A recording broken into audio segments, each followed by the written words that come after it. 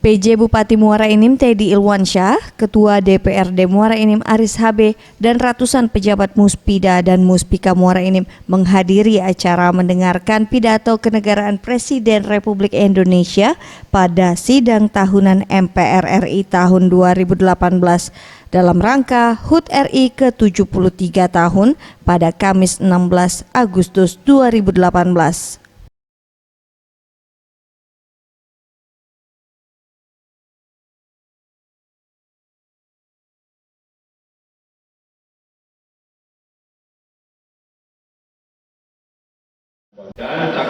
Selanjutnya mendengarkan pidato kenegaraan Presiden Republik Indonesia dalam rangka HUT RI tahun 2018 ke-73 pada sidang bersama DPR RI mendengarkan pidato kenegaraan Presiden RI dalam rangka penyampaian pengantar nota keuangan RAPBN tahun 2019.